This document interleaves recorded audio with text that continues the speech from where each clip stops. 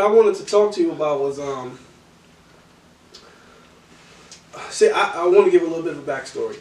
When I started off in my marriage, I had a lot of financial pitfalls that I didn't know about because I wasn't necessarily exposed to how to properly be adults when it comes to finances, children, building for the future and things like that. So one of the things that I pride my marriage on is the information that you gave me to push our household forward, So can you think back to those conversations we had early on when you was telling me about how to get my credit together?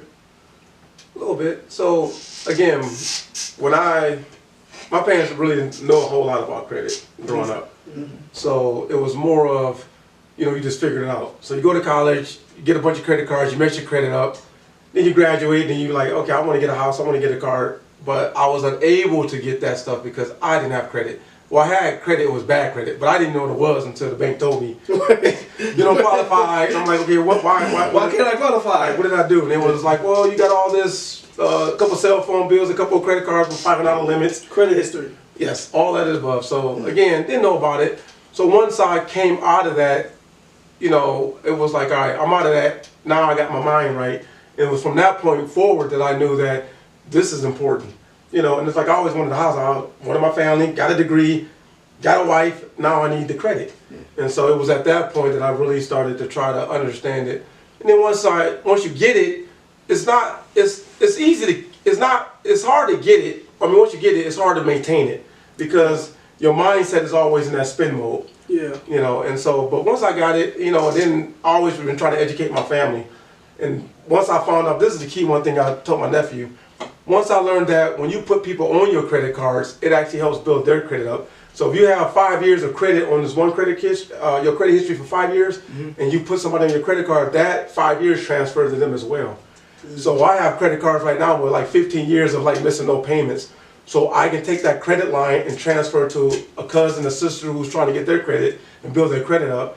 And I can transfer $50,000 worth of 20 years of history, and it will show up on their credit card within a month.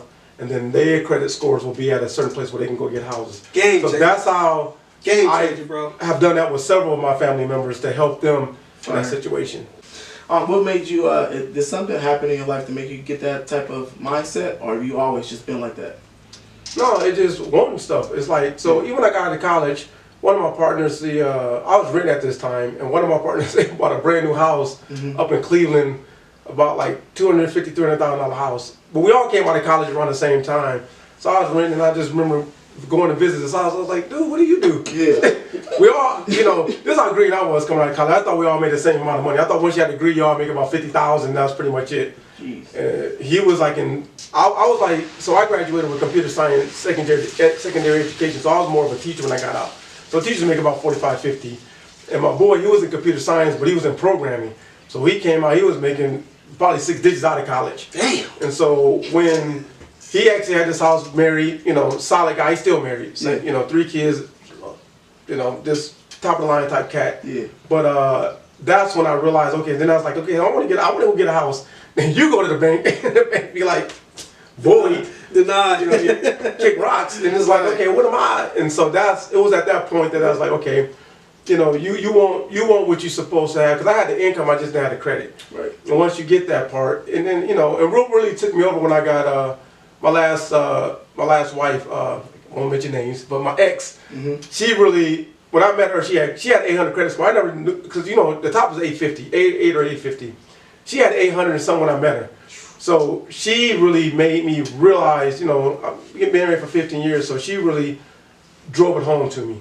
Because she never started off bad. She always was good and went up from there. See, I was down, up, and then met her.